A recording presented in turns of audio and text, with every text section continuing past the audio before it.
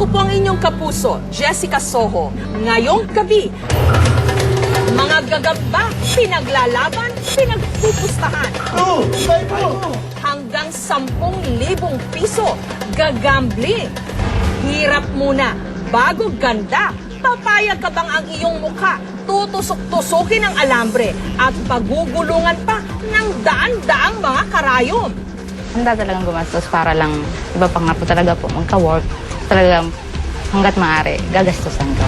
Latest fashion statement, pagiging makabayan. Mga kababayan! Mga kababayan ko! Mga gamit sa kusina na 19 kopong-kopong pa, pero patuloy na nagpapasarap ng ating pagkain. Walang madali sa mundo. Lahat pinaghihirapan, pati ang pagpapaganda. Bago mo makamit ang iyong inaasam na mukha, kinakailangan mo muna itong patusukan ng alambre at pagulungan ng daan-daang mga karayom.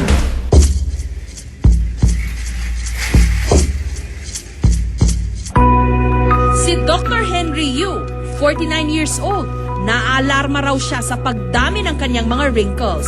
At dahil sa kagustuhan niyang bumata, lahat daw gagawin niya.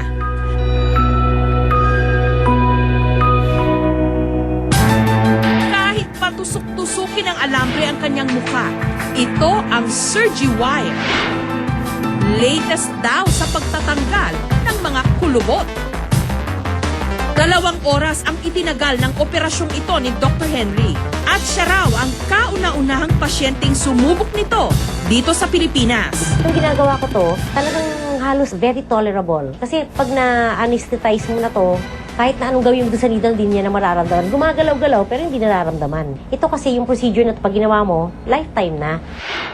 Ang mahaba pero malambot na alambring ito ang magsisilbing karayom na ipapasok sa balat ng pasyente. Gagawa lang ng 3 maliliit na butas at doon ipapasok ang alambre. Tapos yung ano na yan, yung wire, parang i-cross mo siya. I-cross mo siya para habang hinihila-hila mo siyang ganon, nahihiwa yung attachment ng depression na ito dun sa ilalim ng tissue natin. Kaya after the procedure, medyo aangat itong ganon. Hahatakin ng paulit-ulit ang alambre para raw bumatak at humigpit ang balat.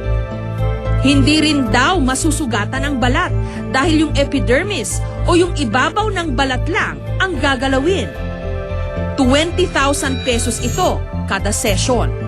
Mamamaga raw muna ang mukha ng ilang linggo at aabot pa raw ng 3 hanggang 4 na buwan bago makita ang resulta.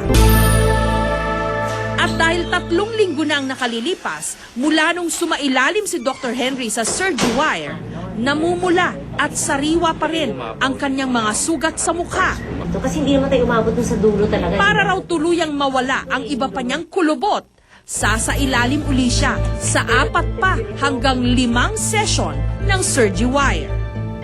Sa ngayon pa lang, I already witnessed already. I'm seeing already signs of improvement naman. Yung mga scars ko dating malalalim, ay yung palang wrinkles rather, kung malalalim, nag-shallow na siya. It's been almost 3 weeks pa lang naman since the time of surgery. I'm willing naman to wait for 2 or 3 months, ganon.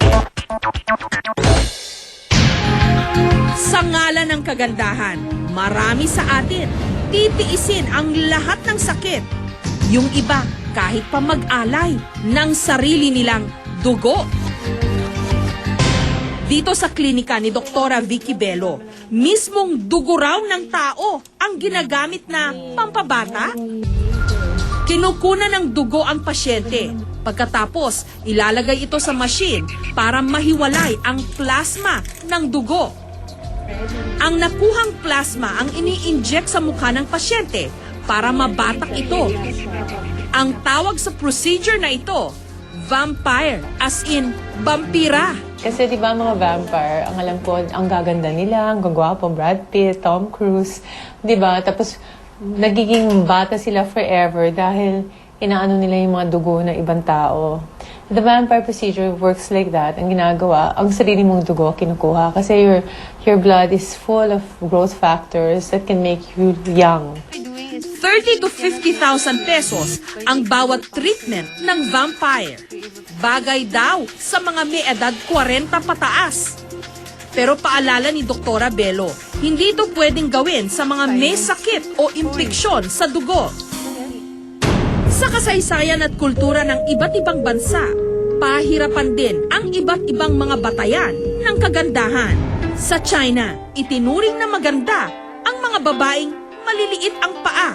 Ginagawa nila ito sa pamamagitan ng foot binding.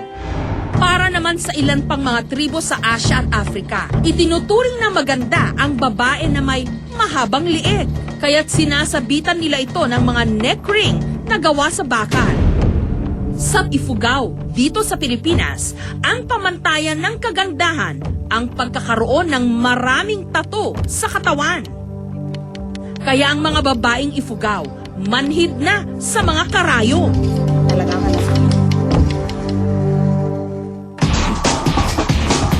Hanggang ngayon, karayom pa rin ang isa sa mga paboritong kasangkapan sa larangan ng pagpapaganda. Katulad ni Baby, pikit matang nagpapatusok ng mga karayom para raw kuminis ang kanyang mukha at matanggap siya sa papasukan niyang trabaho. Yung tinatawag nating derma roller. Galing po ng US ito. Bakit ba? Mistulang pison na pinagulong-gulong ang derma roller sa mukha ni Baby. Sadista ang derma roller na ito dahil meron itong halos 200 karayom. Yan ako, nag-start na mag-bleed. Mapapansin mo, umihila yung balat talaga. Kinakailangang pagulungin ito sa mukha ng pasyente ng 20 to 30,000 times. Kaya naman si Baby, duguan. At 5 sessions pa ang kailangan niyang tiisin para raw ang kanyang mukha tuluyang maging flawless. Ang idea po noon para buhayin po yung mga sinasira natin mukha, mabutas uli, buksan uli siya at magsara uli.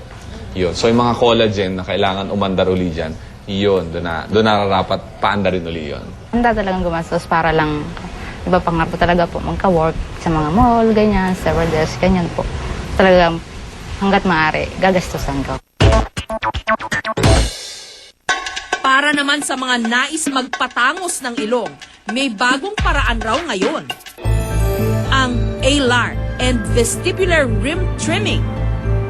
Nito lamang Hulyo, pinagdaanan ito ni Wendy para lumiit ang kanyang malapad na ilong. Tinabas at ginupit yung balat sa gilid at harap ng kanyang ilong. Heto na si Wendy ngayon, animoy Kastila sa bago niyang ilong.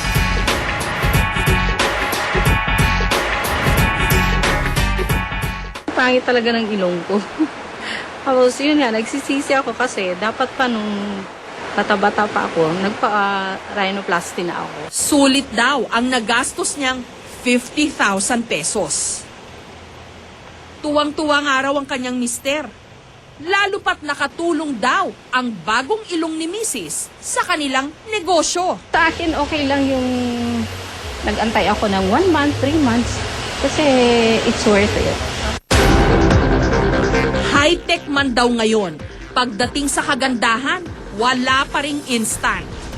Kung gusto mong ipabago ang iyong itsura, kailangan mong dumaan sa 1,001 kirot.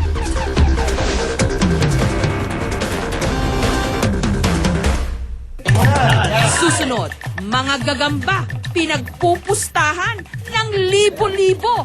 Gagambling!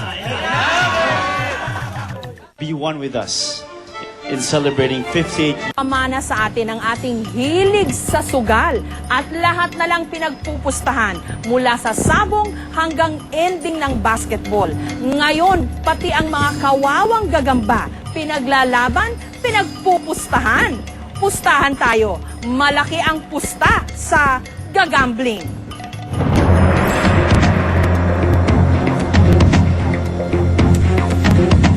Pagpatak ng alas 7 ng gabi, Dito sa barangay Paghihaman sa Masbate, nagpupunta sa bukid sina Mang Abraham